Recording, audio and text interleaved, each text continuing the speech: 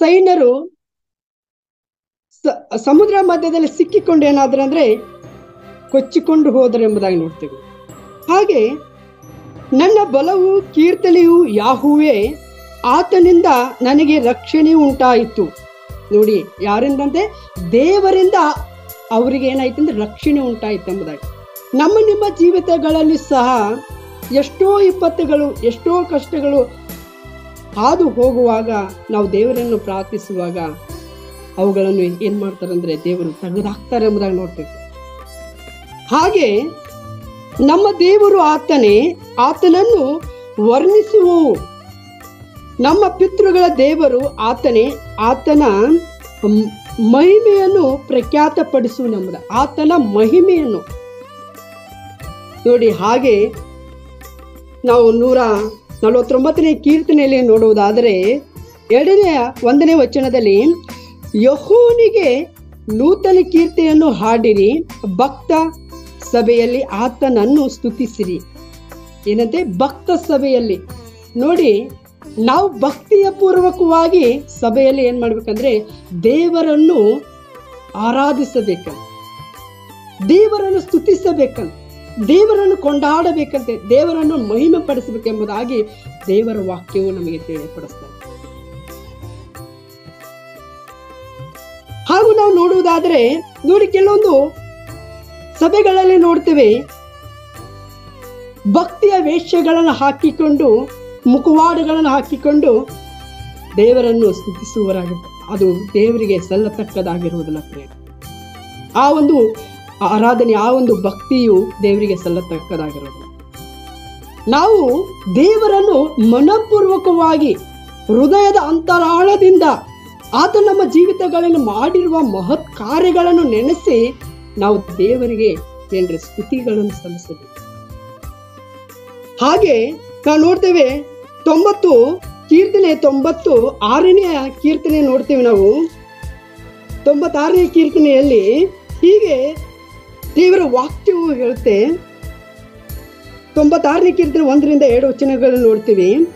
ಯೆಹೋವನಿಗೆ ಹೊಸ ಕೀರ್ತನೆಯನ್ನು ಹಾಡಿರಿ. ಏನಂತೆ? ಯೆಹೋವನಿಗೆ ಹೊಸ ಕೀರ್ತನೆಯನ್ನು ಹಾಡಿರಿ, ಎಲ್ಲಾ ಭೂನಿವಾಸಿಗಳೇ, ಈ ಭೂಲೋಕದಲ್ಲಿರುವ ಎಲ್ಲಾ ಸಮಸ್ತಗಳೇ, ಜನಾಂಗಗಳೇ ಏನ್ ಮಾಡ್ಬೇಕಂದ್ರೆ ಯಾಹುವಿಗೆ ಹಾಡಿರಿ ಎಂಬುದಾಗಿ, ಯೆಹೋವನಿಗೆ ಗಾನ ಮಾಡಿರಿ ಎಂಬುದಾಗಿ, ಸ್ತುತಿಸಿರಿ. ಯಾರು ಒಬ್ಬರು ದೇವರನ್ನು ಪ್ರೀತಿಯುಳ್ಳದ್ರ ಮಕ್ಕಳೇ ತಿರಸ್ಕರಿಸದೆ ನಾವು ದೇವರನ್ನು ಆರಾಧಿಸಬೇಕೆಂಬುದಾಗಿ. ಹಾಗೆ 2ನೇ ವಚನ ನೋಡ್ತೇವೆ, ಯೆಹೋವನಿಗೆ ಹಾಡಿರಿ, ಆತನ ನಾಮವನ್ನು ಕೊಂಡಾಡಿರಿ ಎಂಬುದಾಗಿ. ಏನಂತೆ? ಆತನ ನಾಮವನ್ನು,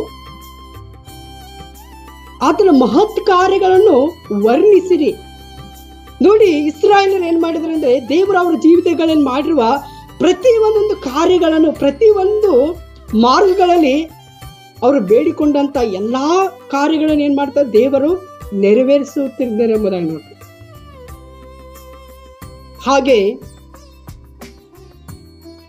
ಯೆಹೋವನಿಗೆ ಹಾಡಿರಿ, ಆತನ ನಾಮವನ್ನು ಕೊಂಡಾಡಿರಿ, ಆತನ ರಕ್ಷಣೆಯನ್ನು ಪ್ರತಿನಿತ್ಯವೂ ಸಾರಿ ಹೇಳಿರಿ ಎಂಬುದ. ಆತನ ರಕ್ಷಣೆಯನ್ನು ಪ್ರತಿನಿತ್ಯವೂ, ಆತನ ಮಾಡಿದ ಪ್ರತಿ ಒಂದೊಂದು ಉಪಕಾರ. ನೋಡಿ, ದೇವರು ರಾತ್ರಿ ಕಾಲವೆಲ್ಲ ಒಳ್ಳೆ ಸುಖಕರವಾದ, ನಮಗೆಲ್ಲರಿಗೆ ಸುಖಕರವಾದ ನಿದ್ದೆಯನ್ನು ಕೊಟ್ಟು ಈ ಒಳ್ಳೆ ಶುಭ ದಿನವನ್ನು ನಮಗೆ ಒದಗಿಸಿಕೊಟ್ಟರು. ನಾವು ಬದುಕಿರುವುದು ಆತನ ಕೃಪೆ, ನಾವು ಉಸಿರಾಡುತ್ತಿರುವುದು ಆತನ ಕರುಣೆ. ಪ್ರತಿನಿತ್ಯವೂ ದೇವರು ನಮ್ಮ ಜೀವಿತಗಳಲ್ಲಿ ಮಾಡಿರುವ ಕಾರ್ಯಗಳು ನಾವು ಮರೆಯಬಾರದು. ಪ್ರತಿ ಒಂದೊಂದು ಕಾರ್ಯಗಳನ್ನು ನಾವು ದೇವರಿಗೆ ಸ್ತೋತ್ರಗಳನ್ನು ಮುಖಾಂತರವಾಗಿ ದೇವರಿಗೆ ಮಹಿಮೆ ಪಡಿಸಬೇಕು. ನೋಡಿ, ಆತನ ರಕ್ಷಣೆಯನ್ನು ಪ್ರತಿನಿತ್ಯವೂ ಸಾರಿ ನೋಡ್ತೀವಿ. ಎಷ್ಟೋ ಜನಗಳು ಈ ಒಂದು ದಿನವನ್ನು ಕಾಣದೆ ಹೋಗಿದ್ದಾರೆ. ನಮ್ಮನ್ನಾದರೂ ದೇವರು ಏನ್ ಮಾಡಿದ್ದಾರೆ?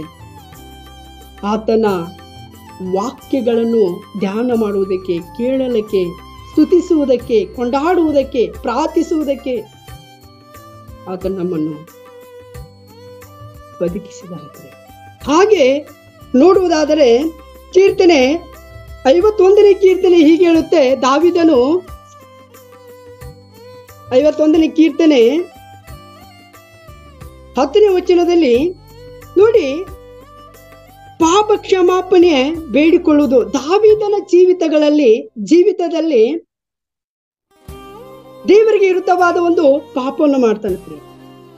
ದಾವೀದನು ಪಾಪ ಕ್ಷಮಾಪಣೆಯ ಪ್ರಾರ್ಥನೆ ಮಾಡುತ್ತಾನೆ. ನೋಡಿ, 2ನೇ ಸಮುವೇಲಲ್ಲಿ 12ನೇ ಅಧ್ಯಾಯ 10ನೇ ವಚನದಲ್ಲಿ ನೋಡ್ತೀವಿ. ಆತನ ಮಾಡಿದ ಪಾಪ ಯಾವುದಂದ್ರೆ ಉರಿಯನ ಹೆಂಡತಿಯನ್ನು ತನ್ನ ಹೆಂಡತಿಯನ್ನಾಗಿ ಮಾಡಿಕೊಂಡಿದ್ದನು. ಉರಿಯನ ಹೆಂಡತಿಯನ್ನು ತನ್ನ ಹೆಂಡತಿಯಾಗಿ ಮಾಡಿಕೊಂಡಿದ್ದ. ನಾನು ಪಾಪ ಮಾಡಿದ್ದೇನೆ ಎಂಬುದಾಗಿ ದೇವರಿಗೆ ಏನ್ ಮಾಡ್ತಾ ಇದ್ದಾನೆ? ಮೊರೆ ಇಡ್ತಾ ಇದ್ದಾನೆ. ಏನಂತೆ 10ನೇ ವಚನದಲ್ಲಿ, ದೇವರೇ ನನ್ನಲ್ಲಿ ಶುದ್ಧ ಹೃದಯವನ್ನು ನಿರ್ಮಿಸು, ನನಗೆ ಸ್ಥಿರಚಿತ್ತವನ್ನು ಅನುಗ್ರಹಿಸು, ನನ್ನನ್ನು ನೂತನ ಪಡಿಸೆಂಬುದಾಗಿ. ಏನಂತೆ? ದೇವರೇ ನನ್ನಲ್ಲಿ ಶುದ್ಧ ಹೃದಯವನ್ನು ನಿರ್ಮಿಸು, ನನಗೆ ಸ್ಥಿರಚಿತ್ತವನ್ನು ಅನುಗ್ರಹಿಸು, ನನ್ನನ್ನು ನೂತನ ಪಡಿಸೆಂಬುದಾಗಿ. ನೋಡಿ, ಆತನ ಪಾಪವನ್ನು ದೇವರಿಗೆ ಅರಿಕೆ ಮಾಡ್ತಾನೆ. ದೇವರೇ, ನಾನು ಮಾಡಿದ ದ್ರೋಹ, ನಾನು ಮಾಡಿದ ಪಾಪವನ್ನು ಕ್ಷಮಿಸು, ನನಗೆ ಏನ್ ಮಾಡು ಈಗ ಸ್ವಾಮಿ, ನಾನು ನಿನ್ನನ್ನೇ ಮೊರೆ ಇಡ್ತಾ ಇದ್ದೀನಿ, ನನಗೆ ಏನ್ ಮಾಡು, ಶುದ್ಧ ಹೃದಯವನ್ನು ನಿರ್ಮಿಸಯ್ಯ, ನನಗೆ ಸ್ಥಿರಚಿತ್ತವನ್ನು ಅನುಗ್ರಹಿಸಯ್ಯ ಎಂಬುದಾಗಿ, ಮತ್ತು ನನಗೆ ನೂತನವನ್ನು ಪಡಿಸಯ್ಯ, ನನ್ನನ್ನು ಹೊಸದಾಗಿ ಮಾರ್ಪಡಿಸಬಹುದಾಗಿ. ಪ್ರೀತಿ ಉಳಿದ ಮಕ್ಕಳೇ, ನಾವು ದೇವರನ್ನು ಅರಿಯದೇ ಇದ್ದಾಗ ನಾವೇನಾಗಿದ್ದೇವೆ? ಪಾಪಾತ್ಮದ ಜೀವಿತಗಳಲ್ಲಿ ಬದುಕ್ತಾ ಇದ್ದೀವಿ. ಕೆಟ್ಟ ಮಾರ್ಗಗಳಲ್ಲಿ, ಕೆಟ್ಟ ಭಾಷೆಗಳಲ್ಲಿ, ಕೆಟ್ಟ ನಡೆಗಳಲ್ಲಿ, ಕೆಟ್ಟ ಗುಣಗಳಲ್ಲಿ ನಾವು ಬದುಕುತ್ತಾ ಇದ್ದೀವಿ. ಇವಾಗ ದೇವರು ನಮ್ಮನ್ನು ಏನ್ ಮಾಡಿದಾನಂದ್ರೆ ನೂತನವಾಗಿ ಮಾರ್ಪಡಿಸಿದಾನೆ. ಆ ನೂತನವನ್ನು ನೆನೆಸಿ, ಆ ಒಂದು ದೇವರು ನಮ್ಮ ಜೀವಿತಗಳಲ್ಲಿ ಮಾಡಿರುವ ಸಹಾಯಗಳನ್ನು ನೆನೆಸಿ ನಾವೇನ್ ಮಾಡ್ಬೇಕು? ಆತನನ್ನು ಕೊಂಡಾಡಬೇಕೆಂಬುದಾಗಿ ದೇವರು ವಾಕ್ಯ ಹೇಳ್ತಾರೆ. ಹಾಗೆ ಕೀರ್ತನೆ 144ನೇ ಅಧ್ಯಾಯದಲ್ಲಿ ಹೀಗೆ ಹೇಳ್ತೇವೆ. ವಚನ 144ನೇ ಅಧ್ಯಾಯ 9ನೇ ವಚನದಲ್ಲಿ, ಭಕ್ತನಾಗಿದ್ದ ದಾವೀದನು ಜಯ ಪ್ರಾರ್ಥನೆಯ ಸೌಭಾಗ್ಯ ನಿರೀಕ್ಷೆಯನ್ನು ಕೇಳ್ಕೊತಾನೆ. ಜಯದ ಪ್ರಾರ್ಥನೆಯನ್ನು, ದೇವರೇ ನಿನಗೆ ನೂತನ ಕೀರ್ತನೆಯನ್ನು ಹಾಡುವೆನು, 10 ತಂತಿಗಳ ಸ್ವರಮಂಡಲವನ್ನು ಬಾರಿಸುತ್ತಾ ನಿನ್ನನ್ನು ಕೊಂಡಾಡುವೆನೆಂಬುದಾಗಿ. ದೇವರೇ ನಿನಗೆ ನೂತನ ಕೀರ್ತನೆಯನ್ನು ಹಾಡುವೆನು. ನೋಡಿ ಪ್ರೀತಿ ಉಳಿದ ದೇವರು ನಮ್ಮ ಜೀವಿತಗಳಲ್ಲಿ ಮಾಡಿರುವ ಆ ಒಂದು ಅದ್ಭುತಗಳನ್ನು ನೆನೆಸಿ ನಾವು ಹೊಸದಾಗಿ ದೇವರಿಗೆ ಏನ್ ಮಾಡ್ಬೇಕಂದ್ರೆ ನೂತನವಾಗಿ ದೇವರ ವಾಕ್ಯಗಳನ್ನು ಹಿಡಿದುಕೊಂಡು ನೂತನವಾಗಿರುವಂತಹ ಕೀರ್ತನೆ ಹಾಡುಗಳನ್ನು ರಚಿಸುತ್ತೆಂಬುದಾಗಿ ದೇವರ ವಾಕ್ಯ. ಹಾಗೆ ನೋಡಿ, ಏನಂತೆ? ದೇವರೇ ನಿನಗೆ ನೂತನ ಕೀರ್ತನೆಯನ್ನು ಹಾಡುವೆನು, 10 ತಂತಿಗಳ ಸ್ವರಮಂಡಲವನ್ನು ಬಾರಿಸುತ್ತಾ ನಿನ್ನನ್ನು ಕೊಂಡಾಡುವೆನೆಂಬುದಾಗಿ. ನಾವು ಪ್ರೀತಿ ಉಳಿದ ಮಕ್ಕಳೇ ದೇವರನ್ನು ಸ್ತುತಿಸಿ ಕೊಂಡಾಡಬೇಕೆಂಬುದಾಗಿ ದೇವರ ವಾಕ್ಯ ಹೇಳ್ತಾ ಇದ್ದೇವೆ. ಹಾಗೆ ಪ್ರಲಾಪರ ಬರೆದ ಪತ್ರಿಕೆಯಲ್ಲಿ ನಾವು ನೋಡಿಕೊಳ್ಳೋಣ. ಪ್ರಲಾಪ 3ನೇ ಅಧ್ಯಾಯ 22ನೇ ವಚನದಲ್ಲಿ ಹೀಗೆ ಹೇಳುತ್ತೆ, 22-23, ನಾವು ಉಳಿದಿರುವುದು ಯೆಹೋವನ ಕರುಣೆ, ಆತನ ಕೃಪಾವರಗಳು ನಿಂತು ಹೋಗುವುದಿಲ್ಲ. ಏನಂತೆ? ನಾವು ಉಳಿದಿರುವುದು ಯೆಹೋವನ ಕರುಣೆಯಿಂದಲೇ. ನಾವು ಬದುಕಿರುವುದು ದೇವರ ಕರುಣೆ, ಆತನ ಉಪಕಾರಗಳು ನಾವು ಮರೆಯಬಾರದು. ಆತನ ಕೃಪಾವರಗಳು ನಿಂತು ಹೋಗುವುದಿಲ್ಲಂತೆ. ಆತನ ಆಶೀರ್ವಾದಗಳು ಎಂದಿಗೂ ಏನಾಗೋದಿಲ್ಲ ರೇ, ಅಳಿದು ಹೋಗುವುದಿಲ್ಲಂತೆ. ಆತನ ಆಶೀರ್ವಾದಗಳು ತಲೆಮಾರುಗಳಿಗೆ ಆಶೀರ್ವಾದ ದೊರಕುತ್ತೆ ಎಂಬುದನ್ನು ನೋಡಿ. ಅಬ್ರಾಹ್ಮನು, ಇಸಾಕನು, ಯಾಕೋಬನಿಗೆ ತಲೆಮಾರುಗಳಿಗೆ ಆಶೀರ್ವಾದಗಳು ದೊರಕಿದವು. ಪ್ರೀತಿ ಉಳಿದ ಮಕ್ಕಳೇ, ನಮ್ಮ ಜೀವಿತಗಳಲ್ಲಿ ಸಹ ತಲೆಮಾರುಗಳಿಗೆ ದೇವರು ನಮಗೆ ಆಶೀರ್ವಾದಗಳನ್ನು ಕೊಡುವವನಾಗಿದ್ದಾನೆ. ನಾವು ಆತನ ವಾಕ್ಯಗಳ ಅನುಸಾರವಾಗಿ ಬದುಕುತ್ತಾ ಆತನ ವಾಕ್ಯದ ಪ್ರಕಾರವಾಗಿ ನಾವು ಜೀವಿಸಿಕೊಳ್ತಾ ಇದ್ದರೆ ದೇವರು ನಮ್ಮ ಜೀವಿತಗಳಲ್ಲಿ ಹೊಸವಾದ ಕಾರ್ಯಗಳ ದಿನಗಳನ್ನು ಕೊಡುವವನಾಗಿದ್ದಾನೆ. ಹಾಗೆ 23ನೇ ವಚನದಲ್ಲಿ, ದಿನವೂ ಹೊಸದಾಗಿ ಒದಗುತ್ತವೆ ಅಂತೆ. ಏನಂತೆ? ದಿನವೂ ಹೊಸದಾಗಿ ನಮಗೆ ಒದಗುತ್ತವಂತೆ. ನಿನ್ನ ಸತ್ಯ ಸಂತತಿಯು ದೊಡ್ಡದು ಎಂಬುದಾಗಿ. ನೋಡಿ, ಪ್ರಲಾಪ ಯೆರೆಮೀಯನ ಬರೆದ ಪ್ರಲಾಪ ಪುಸ್ತಕದಲ್ಲಿ ನೋಡ್ತಿದ್ರೆ ದೇವರು ಆತನ ಜೀವಿತಗಳಲ್ಲಿ ಮಾಡಿರುವ ಸಹಾಯಗಳನ್ನು ನೆನೆಸಿಕೊಳ್ತಾ ಇದ್ರು. ಹಾಗೆ ನಾವು ಕೀರ್ತನೆ 2ನೇ ವಚನದಲ್ಲಿ ನೋಡೋಣ. ಕೀರ್ತನೆ 149ನೇ ಅಧ್ಯಾಯ 2ನೇ ವಚನದಲ್ಲಿ ಇಸ್ರಾಯೇಲು ತಮ್ಮ ಸೃಷ್ಟಿಕರ್ತನಲ್ಲಿ ಹೆಚ್ಚಳ ಪಡೆ. ನಾವ್ ಯಾರಲ್ಲಿ ಹೆಚ್ಚಳ ಪಡಬೇಕು? ದೇವರಲ್ಲಿ ಹೆಚ್ಚಳ ಪಡಬೇಕು. ಈ ಲೋಕವನ್ನು ಸೃಷ್ಟಿ ಮಾಡಿದ ಆತನಾಗಿರುವ ಸೃಷ್ಟಿಯ ಕರ್ತನಲ್ಲೂ ನಾವು ಹೆಚ್ಚಳ ಪಡಬೇಕೆಂಬುದಾಗಿ ದೇವರ ವಾಕ್ಯ ಹೇಳ್ತಾರೆ. ಈಗ ದಿನಮಾನದಲ್ಲಿ ನೋಡ್ತೀವಿ, ತಮ್ಮಲ್ಲಿ ಹೆಚ್ಚಿಸಿಕೊಳ್ತಾರೆ, ದೇವರನ್ನು ಮರೆ ಮಾಡ್ತಾರೆ. ಕೆಲವೊಂದು ಸಭೆಗಳಲ್ಲಿ ನೋಡ್ತೀವಿ, ತಮ್ಮನ್ನೇ ತೋರಿಸಿಕೊಳ್ತಾರೆ, ದೇವರನ್ನು ಹಿಂದಕ್ಕೆ ತಳ್ತಾರೆ. ಪ್ರೀತಿ ಉಳಿದಿರ್ಬೇಕು. ನಾವು ಏನ್ರಿ, ಇಸ್ರಾಯೇಲರು ತಮ್ಮ ಸೃಷ್ಟಿಕರ್ತನಲ್ಲಿ ಹೆಚ್ಚಳ ಪಡಲಿ, ಚಿಯೋನಿನವರು ತಮ್ಮ ರಾಜ್ಯನಲ್ಲಿ ಹರ್ಷಿಸಲಿ ಎಂಬುದಾಗಿ. ಚಿಯೋನಿನಲ್ಲಿ ತಮ್ಮ ರಾಜ್ಯನಲ್ಲಿ ಹರ್ಷಿಸಲಿ. ನೋಡಿ, ನಾವು ದೇವರಲ್ಲಿ ಏನ್ರಿ ಹರ್ಷಿಸುವವರಾಗಿರ್ಬೇಕು. ನೋಡಿ, ಮತ್ತಾಯ ಬರೆದ ಸುವಾರ್ತೆ 21ನೇ ಅಧ್ಯಾಯದಲ್ಲಿ ದೇವರು ಯೆರೂಸಲೇಮಿನ ಪಟ್ಟಣಕ್ಕೆ ಹೋಗುವಾಗ ಅಲ್ಲೆಲ್ಲಾ ಜನಾಂಗಗಳು ತನ್ನ ಶಿಷ್ಯರಿಗೆ ಹೇಳ್ತಾರೆ, ಹೋಗಿರಿ, ಪಕ್ಕದ ಊರುಗಳಿಗೆ ಹೋಗಿ ಕತ್ತೆಯ ಮರಿಯನ್ನು ತೆಗೆದುಕೊಂಡು ಬನ್ನಿರಿ, ಅದಕ್ಕೆ ಅಡ್ಡಿಪಡಿಸುವವರಿಗೆ ಹೇಳಿರಿ, ಸ್ವಾಮಿ ಅವರಿಗೆ ಬೇಕಾಗಿದೆ ಎಂಬುದಾಗಿ. ಆವಾಗ ನೋಡಿ 5ನೇ ವಚನದಲ್ಲಿ ನಾವು ನೋಡ್ತೇವೆ, ಚಿಯೋನ್ ನಗರಿಯೇ, ನೋಡು, ನಿನ್ನ ಅರಸನು ನಿನ್ನ ಬಳಿಗೆ ಬರುತ್ತಾನೆ, ಆತನು ಶಾಂತ ಗುಣವುಳ್ಳವನಾಗಿಯೂ ಕತ್ತೆಯನ್ನು ಪ್ರಾಯದ ಕತ್ತೆಯ ಮರೆಯನ್ನು ಹತ್ತುವವನಾಗಿಯೂ ಬರುತ್ತಾನೆಂದು ಹೇಳಿರಿ ಎಂದು ಹೇಳಿದರು. ನೋಡಿ, ಯೇಸು ಸ್ವಾಮಿ ಅವರು ಕತ್ತೆ ಮರಿಯನ್ನು ಹತ್ತಿಕೊಂಡು ಬರುವಾಗ ಯೆರೂಸಲೇಮಿಗೆ ಆ ಸುತ್ತಮುತ್ತಲಿರುವ ಎಲ್ಲಾ ಜನಗಳೇನ್ ಮಾಡಿದ್ರು ಅಂದ್ರೆ, ಆ ಕತ್ತೆ ಮೇಲೆ ಹೊಸ ಬಟ್ಟೆಗಳನ್ನ ಹಾಕಿ ಯೇಸು ಸ್ವಾಮಿಯವರು ಕುಣಿಸಿ. ಅವಾಗ 8ನೇ ವಚನ ನೋಡ್ತೀವಿ, ಆಗ ಜನರು ಗುಂಪಿನಲ್ಲಿ ಬಹಳ ಮಂದಿ ತಮ್ಮ ಬಟ್ಟೆಗಳನ್ನು ದಾರಿಯಲ್ಲಿ ಹಾಸಿದರು, ಬೇರೆ ಕೆಲವರು ಮರಗಳಿಂದ ಚಿಗುರುಗಳನ್ನು ಒಯ್ದು ದಾರಿಯಲ್ಲಿ ಹೊರಡಿಸುತ್ತಿದ್ದರು. ಆತನ ಹಿಂದೆಯೂ ಮುಂದೆಯೂ ಗುಂಪಾಗಿ ಹೋಗುತ್ತಿದ್ದ ಜನರು ದಾವೀದನ ಕುಮಾರನಿಗೆ ಜಯ ಎಂಬುದಾಗಿ ಉತ್ಸಾಹದಿಂದ ಕೂಗುತ್ತಿದ್ದರೆಂಬುದಾಗಿ ನೋಡ್ತಾರೆ. ಹಾಗೆ ನಾವು ನೋಡಿದಾದ ಪ್ರಿಯರೇ, ಕರ್ತನ ಹೆಸರಿನಲ್ಲಿ ಬರುವವನಿಗೆ ಆಶೀರ್ವಾದ, ಮೇಲಿನ ಲೋಕದಲ್ಲಿ ಜಯ ಎಂಬುದಾಗಿ ಅರ್ಭಟಿಸುತ್ತಿದ್ದಾರೆ. ದೇವರನ್ನು ಏನ್ ಮಾಡ್ತಾರೆ? ಜಯಘೋಷದಿಂದ ಕೊಂಡಾಡುತ್ತಿದ್ದಾರೆ ಇಸ್ರಾಯೇಲ್ ದೇವ ಭಕ್ತರು. ಹಾಗೆ ನಾವು ನೋಡುವುದಾದರೆ ಪ್ರೀತಿಯುಳ್ಳ ದೇವ ಜನಗಳೇ, ದೇವರು ಏನ್ರಿ ಮಾಡುವ ಮಹತ್ ಕಾರ್ಯಗಳನ್ನು ನೆನೆಸಬೇಕು. ನೋಡಿ, ದೇವರು ಯೆಶಾಯನ ಪ್ರವಾದನೆ ಗ್ರಂಥದಲ್ಲಿ ಪ್ರವಾದಿಯಾಗಿರುವ ಯೆಶಾಯನಿಗೆ ದೇವರು ಒಂದು ದರ್ಶನ ಕೊಡ್ತಾರೆ. ಯೆಶಾಯನ ಪ್ರವಾದನೆ ಗ್ರಂಥ 6ನೇ ಅಧ್ಯಾಯ 3ನೇ ವಚನದಲ್ಲಿ, ಪರಿಶುದ್ಧನು ಮಹಾಪರಿಶುದ್ಧನಾಗಿರುವ ದೇವರೇ ಅಂತ ಎಂಬುದಾಗಿ ಯೆಶಾಯನ ಪ್ರವಾದನೆ ಗ್ರಂಥದಲ್ಲಿ ಕೋಟಾನುಕೋಟಿ ದೇವದೂತರು, ಶರಾಪಿಯರು, ಕೆರೂಬಿಯರು ಪರಲೋಕದಲ್ಲಿ ದೇವರಿಗೆ ಏನ್ ಮಾಡ್ತಾ ಇದ್ದಾರೆ? ಉತ್ಸಾಹ ಧ್ವನಿಗಳಿಂದ ಆರ್ಭಟದಿಂದ ದೇವರನ್ನು ಸ್ತುತಿಸಿಕೊಳ್ತಾ ಇದ್ದಾರೆ.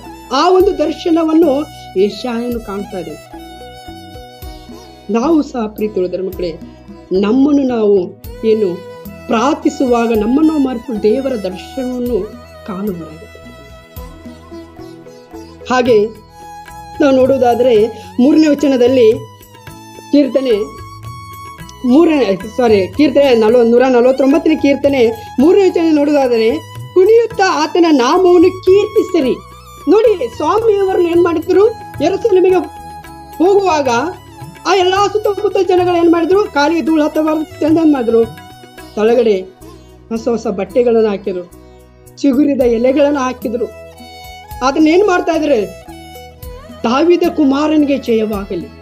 ನೋಡಿ, ಕುಣಿಯುತ್ತಾ ಆತನ ನಾಮವನ್ನು ಕೀರ್ತಿಸಿರಿ, ಡಮ್ಮಡಿ ಕಿನ್ನರಿಗಳಿಂದ ಆತನನ್ನು ಭಜಿಸಿರಿ ಎಂಬುದಾಗಿ.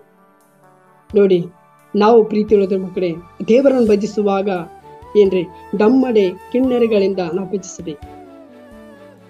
ನಾವು ಚಿಕ್ಕ ಆಲೆಗಳಲ್ಲಿ ಇದ್ದಾಗ ಕೆಲವೊಂದು ಆಲೆಗಳಲ್ಲಿ ಇಲ್ಲದಿದ್ದುವಾಗ ಸಾಮಗ್ರಿಗಳು ಇಲ್ಲದಿದ್ದುವಾಗ ಜಲ್ರಿ ಆಗಲಿ, ತಾಳವಾಗಿರಲಿ, ಕೀಬೋರ್ಡ್ಗಳಾಗಿರಲಿ, ಅವಿಲ್ಲದಿರುವಾಗಲೂ ಸಹ ನಾವೇನ್ ಮಾಡ್ಬೇಕಂದ್ರೆ ದೇವರಿಗೆ ಚಪ್ಪಾಳೆ ಹೊಡೆಯುತ್ತಾ ದೇವರನ್ನು ಮಹಿಮೆ ಪಡಿಸಬೇಕೆಂಬುದಾಗಿ ದೇವರ ವಾಕ್ಯ. ಆವಾಗ ದೇವರು ಮಹಿಮೆ ಹೊಂದುವವನಾಗಿದ್ದಾನೆ. ಆಗ 4ನೇ ವಚನ ನೋಡೋಣ. ನೋಡಿ 3ನೇ ವಚನದಲ್ಲಿ ಮಿರ್ಯಾಮಳ ನೋಡಿ, ವಿಮೋಚನ ಕಾಂಡ 15ನೇ ಅಧ್ಯಾಯ 20ನೇ ವಚನದಲ್ಲಿ ನಾವು ನೋಡ್ತೀವಿ. ವಿಮೋಚನ ಕಾಂಡ 15ನೇ ಅಧ್ಯಾಯ 20ನೇ ವಚನದಲ್ಲಿ ಆರೋನನ ಅಕ್ಕನಾದ ಮಿರ್ಯಾಮಳು ಪ್ರವಾದಿನಿಯಾಗಿದ್ದು ದಮ್ಮಡಿಯನ್ನು ಕೈಯಲ್ಲಿ ತೆಗೆದುಕೊಂಡಳು.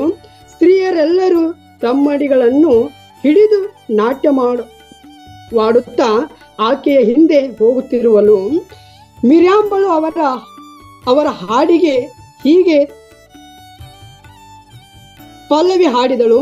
ಯೆಹೋವನನ್ನು ಗಾನ ಮಾಡಿರಿ, ಆತನು ಮಹಾಜಲಶಾಲಿಯಾಗಿದ್ದನು. ಕುದುರೆಗಳನ್ನು ರಾಹುತರನ್ನು ಸಮುದ್ರದಲ್ಲಿ ಕೆಡವಿ ನಾಶ ಮಾಡಿದನೆಂಬುದಾಗಿ ಏನ್ ಮಾಡ್ತಾರೆ, ದೇವರನ್ನು ಸ್ತುತಿಸುತ್ತಾ ಇದ್ದಾಳೆ. ನೋಡಿ ಪ್ರೀತಿಯುಳ್ಳದರ ಮಕ್ಕಳೇ, ಹಾಗೆ 4ನೇ ವಚನ ನೋಡ್ತೀವಿ. ಯೆಹೋವನು ತನ್ನ ಪ್ರಜೆಗಳಿಗೆ ಪ್ರಸನ್ನನಾದನು, ದೀನರನ್ನು ರಕ್ಷಣೆಯಿಂದ ಭೂಷಿಸುತ್ತಾನೆ. ಯೆಹೋವನು ತನ್ನ ಪ್ರಜೆಗಳಿಗೆ ಪ್ರಸನ್ನನಾದನೆಂಬುದಾಗಿ ನೋಡಿ ದೇವರು ವಾಕ್ಯ ಹೇಳುತ್ತೆ. ಇಲ್ಲಿ ಬಹಳ ಸಂತೋಷ ಮತ್ತು ಸ್ತುತಿಗೆ ಕಾರಣವಿದೆ.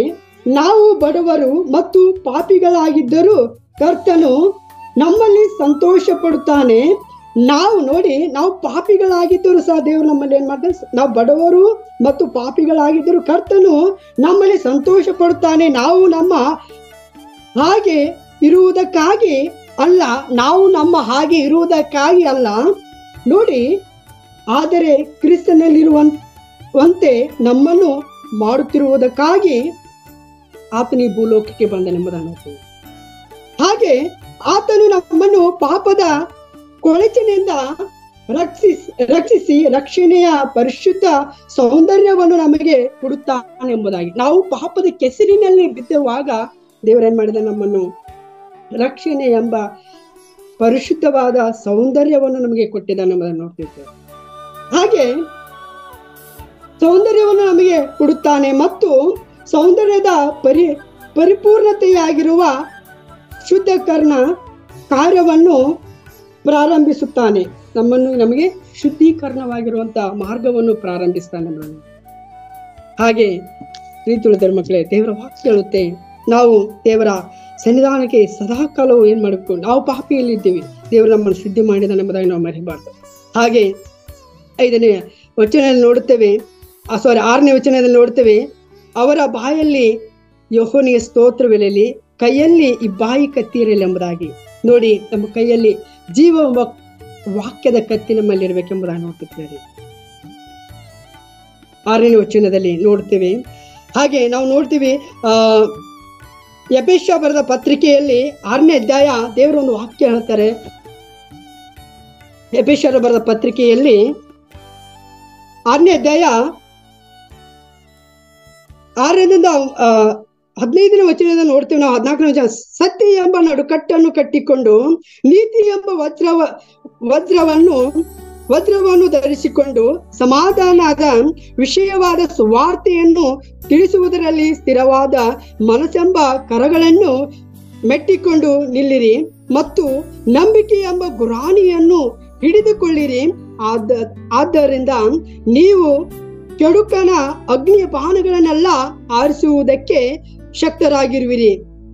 ಇದಲ್ಲದೆ ರಕ್ಷಣೆ ಎಂಬ ಸ್ಥಿರಸ್ಥಾನವನ್ನು ಇಟ್ಟುಕೊಂಡು ಪವಿತ್ರಾತ್ಮನ ಕೊಡುವ ದೇವರ ವಾಕ್ಯ ಎಂಬ ಕತ್ತೆಯನ್ನು ನಮ್ಮಲ್ಲಿ ಹಿಡಿದುಕೊಳ್ಳಬೇಕಂತೆ. ಪವಿತ್ರಾತ್ಮನು ಕೊಡುವ ದೇವರ ವಾಕ್ಯ ಎಂಬ ಕತ್ತೆಯನ್ನು ನಾವು ಹಿಡಿದುಕೊಳ್ಬೇಕಂತೆ. ನೋಡಿ ಪ್ರೀತಿಯುಳ್ಳದರ ಮಕ್ಕಳೇ, ದೇವರ ವಾಕ್ಯ ಹೇಳುತ್ತೆ, ದೇವರ ಪವಿತ್ರಾತ್ಮನ ಕೊಡುವ ದೇವರ ವಾಕ್ಯ ಎಂಬ ಕತ್ತೆಯನ್ನು ಹಿಡಿದುಕೊಂಡು ಈ ಭೂಲೋಕದ ದುಷ್ಟನ ಕಾರ್ಯಗಳನ್ನು ಎದುರಿಸಲಿಕ್ಕೆ ನಾವು ಸಾಧ್ಯವಾಗುತ್ತೆ. ನಾವು ದೇವರ ವಾಕ್ಯದಿಂದಲೇ ದುಷ್ಟನ ದೂತರ ಕಾರ್ಯಗಳನ್ನು ಎದುರಿಸಲಿಕ್ಕೆ ನಮಗೆ ಸಹಾಯವಾಗುವುದು ಪ್ರಿಯರೇ. ನಮ್ಮಿಂದ ಆಗುವುದಿಲ್ಲ ಪ್ರಿಯರೇ, ದೇವರ ವಾಕ್ಯ ಎಂಬ ಕತ್ತೆಯೇ ನಮಗೆ ಸ್ಥಿರಸ್ಥಾನವಾಗಿರುವುದು. ನಮಗೆ ಆಯುಧವಾಗಿರುತ್ತೆ. ಹಾಗೆ ನಾವು ಕೊನೆ ವಚನ ನೋಡಿಕೊಳ್ಳೋಣ. ಕೊಲೊಸ್ಸೆದವರು ಬರೆದ ಪತ್ರಿಕೆಯಲ್ಲಿ ದೇವರ ಒಂದು 3ನೇ ಅಧ್ಯಾಯ 16ನೇ ವಚನ 17ನೇ ವಚನದಲ್ಲಿ ನೋಡ್ತೇವೆ. ಕೊಲೊಸ್ಸೆದವರು ಬರೆದ ಪತ್ರಿಕೆಯಲ್ಲಿ 3ನೇ ಅಧ್ಯಾಯ 16-17 ವಚನದಲ್ಲಿ, ಕ್ರಿಸ್ತನ ವಾಕ್ಯವು ನಿಮ್ಮಲ್ಲಿ ಸಮೃದ್ಧಿಯಾಗಿ ವಾಸಿಸಲಿ. ನೋಡಿ ಏನಂದ್ರೆ, ಕ್ರಿಸ್ತನ ವಾಕ್ಯವು ನಿಮ್ಮಲ್ಲಿ ಸಮೃದ್ಧಿಯಾಗಿ ವಾಸಿಸಲಿ, ಸಕಲ ಜ್ಞಾನದಿಂದಲೂ ಕೂಡಿದವರಾಗಿ ಒಬ್ಬರಿಗೊಬ್ಬರು ಉಪದೇಶ ಮಾಡಿಕೊಳ್ಳಿರಿ, ಬುದ್ಧಿ ಹೇಳಿಕೊಳ್ಳಿರಿ, ಕರ್ತನ ಕೃಪೆಯನ್ನು ನೆನೆಸಿಕೊಳ್ಳುವವರಾಗಿ ಕೀರ್ತನೆಗಳಿಂದಲೂ, ನೋಡಿ ಕರ್ತನ ಕೃಪೆಯನ್ನು ನೆನೆಸಿಕೊಳ್ಳುವವರಾಗಿ ಕೀರ್ತನೆಗಳಿಂದಲೂ ಸಂಕೀರ್ತನೆಗಳಿಂದಲೂ ಆತ್ಮ ಸಂಬಂಧವಾದ ಹಾಡುಗಳಿಂದಲೂ ನಿಮ್ಮ ಹೃದಯಗಳಲ್ಲಿ ದೇವರಿಗೆ ಗಾನ ಮಾಡಿರಿ ಎಂಬುದಾಗಿ. ಏನಂತೆ, ನಿಮ್ಮ ಹೃದಯಗಳಲ್ಲಿ ದೇವರಿಗೆ ಗಾನ ಮಾಡಿರಿ ಎಂಬುದಾಗಿ ದೇವರ ವಾಕ್ಯ. ನೀವು ನುಡಿಯಿಂದಾಗಲಿ ನಡೆಯಿಂದಾಗಲಿ ಏನು ಮಾಡಿದರೂ ಅದೆಲ್ಲವನ್ನು ಕರ್ತನಾದ ಯೇಸುವಿನ ಹೆಸರಿನಲ್ಲಿ ಮಾಡಿರಿ ಎಂಬುದಾಗಿ. ಆತನ ಮೂಲಕ ತಂದೆಯಾದ ದೇವರಿಗೆ ಕೃತಜ್ಞತಾ ಸ್ತುತಿ ಸಲ್ಲಿಸಿರಿ ಎಂಬುದಾಗಿ. ಪ್ರೀತಿಯುಳ್ಳ ಮಕ್ಕಳೇ, ನಾವು ದೇವರ ಕೃಪೆಯನ್ನು ನೆನೆಸಿ ನಾವು ಸ್ತುತಿಸುವರಾಗಿರಬೇಕು. ಪ್ರೀತಿಯುಳ್ಳ ಮಕ್ಕಳೇ, ನೋಡಿ ದೇವರ ವಾಕ್ಯದ ಮುಖಾಂತರ, ದೇವರು ನಮ್ಮ ಜೀವಿತಕ್ಕೆ ಮಾಡಿದ ವಾಕ್ಯದ ಮುಖಾಂತರವಾಗಿ ಏನ್ರಿ ನಾವು ಸ್ತುತಿಸುವರಾಗಿ ಆರಾಧಿಸಬೇಕು ಎಂಬುದಾಗಿ ದೇವರ ವಾಕ್ಯತೆ. ದೇವರ ತಾನೇ ವಾಕ್ಯದ ಮೂಲಕವಾಗಿ ನಿಮ್ಮೆಲ್ಲರನ್ನ ಆಶೀರ್ವಾದ ಮಾಡಲಿ. ಪ್ರಾರ್ಥನೆ ಮಾಡಿಕೊಳ್ಳೋಣ. ಪರಿಶುದ್ಧನ ಮೋಹನತನೇ ಪರಮ ತಂದೆ ಆಗಿರುವ ದೇವ, ನಿನ್ನ ನಾಮಕ್ಕೆ ಸ್ತೋತ್ರವಾಗಲಿ ಸ್ವಾಮಿ. ಅಪ್ಪ ಕರ್ತನ ದೇವರೇ, ನಿನ್ನ ಜೀವ ವಾಕ್ಯವನ್ನು ಕರ್ತನ ದೇವರೇ ಸ್ವಾಮಿ ದಿನವೂ ಧ್ಯಾನ ಮಾಡಲಿಕ್ಕೆ ಸಹಾಯ ಮಾಡಿದಕ್ಕಾಗಿ ನಿನಗೆ ಸ್ತೋತ್ರ. ಹೌದು ರಾಜ, ಇಸ್ರಾಯೇಲರ ಜೀವಿತಗಳಲ್ಲಿ ಮಾಡಿರುವ ಮಹಾನ್ ಉಪಕಾರಗಳನ್ನು ಎನಿಸಿಕೊಂಡು ದೇವರೇ ನಿನ್ನನ್ನು ಮಹಿಮೆ ಪಡಿಸಿದರು ಸ್ವಾಮಿ. ನಮ್ಮ ಜೀವಿತಗಳಲ್ಲಿ ಸಹ ದೇವರೇ ನಾವು ಪಾಪಿಗಳಾಗಿದ್ದೆವು ಅಪ್ಪ, ಪಾಪದ ಕೆಸರಿನಲ್ಲಿ ಬಿದ್ದವರಾಗಿದ್ದೆವು ಸ್ವಾಮಿ. ನಮ್ಮನ್ನು ಸ್ವಾಮಿ ಉನ್ನತ ಸ್ಥಾನಕ್ಕೆ ಅಪ್ಪ ನೀನು ನಿಲ್ಲಿಸಿದಕ್ಕಾಗಿ ನಿನಗೆ ಸ್ತೋತ್ರವಡಿಯ ಸ್ವಾಮಿ. ಹೌದು ರಾಜ, ಇನ್ನೂ ಎಷ್ಟೋ ಜನಗಳು ಪಾಪಾತ್ಮದ ಸ್ವಾಮಿ ಮಾರ್ಗದಲ್ಲಿ ಕೆಸರಿನಲ್ಲಿ ಬಿದ್ದು ಜೀವಿಸುತ್ತಿದ್ದಾರಯ್ಯ ದೇವರ. ಅವರೆಲ್ಲರನ್ನು ಕರ್ತನೆ ನಿನ್ನ ರಾಜ್ಯಕ್ಕೆ ನಡೆಸಬೇಕೆಂಬುದಾಗಿ ನಾವು ಪ್ರಾರ್ಥನೆ ಮಾಡ್ತಾ ಇದ್ದೇವೆ ಸ್ವಾಮಿ. ವಿಶೇಷವಾಗಿ ದೇವರೇ ಸ್ವಾಮಿ ಕಲ್ವಾರಿ ಚಾಪಲ ಸಂಸ್ಥೆಗಾಗಿ ನಾವು ಪ್ರಾರ್ಥನೆ ಮಾಡ್ತೇವೆ ಒಡೆಯ ದೇವರೇ. 15 ರಾಜ್ಯಗಳಲ್ಲಿ ಸೇವೆ ಸಲ್ಲಿಸುತ್ತಿರುವ ಪ್ರತಿಯೊಬ್ಬೊಬ್ಬರ ಸೇವಕರುಗಳನ್ನು ಆಶೀರ್ವದಿಸು, ಬಲಪಡಿಸು, ಅವರ ಕುಟುಂಬಗಳನ್ನು ಆಶೀರ್ವದಿಸು, ಅವರಿಗೆ ಆರೋಗ್ಯ ಬಲವನ್ನು ನೀಡಿ ಸ್ವಾಮಿ ಅಂತ ನಾವು ಪ್ರಾರ್ಥನೆ ಮಾಡ್ತಾನೆ ಒಡೆಯ ಸ್ವಾಮಿ. ಹೌದು ರಾಜ ದೇವರೇ, ಕೂಡಿ ಬಂದಂತ ಈ ಜೂಮ್ ಆಪ್ ಮೀಟಿಂಗ್ಗಳಲ್ಲಿ ಕೂಡಿ ಬಂದಂತ ಎಲ್ಲಾ ಸಹೋದರ ಸಹೋದರಿಯರನ್ನು ಎಲ್ಲಾ ಸೇವಕರುಗಳನ್ನು ಹೆಸರು ಮೂಲಕವಾಗಿ ಆಶೀರ್ವದಿಸುವುದನ್ನು ನಾವು ಪ್ರಾರ್ಥನೆ ಮಾಡ್ತೀವಿ ಒಡೆಯ ದೇವರೇ. ನಮ್ಮ ಪ್ರಾರ್ಥನೆ ಕೇಳಿದ ಸ್ತೋತ್ರ, ಎಲ್ಲಾ ಸ್ತುತಿ ಗಣ ಮಾನ ಮಹಿಮೆ ನಿನಗೊಬ್ಬರಿಗೆ ಸಲ್ಲಿಸುತ್ತಾ ಯೇಸು ಕ್ರಿಸ್ತನ ನಾಮದಲ್ಲಿ ಬೇಡುವಂತೆ ಜೀವಳ ತಂದೆ, ಆಮೇನ್.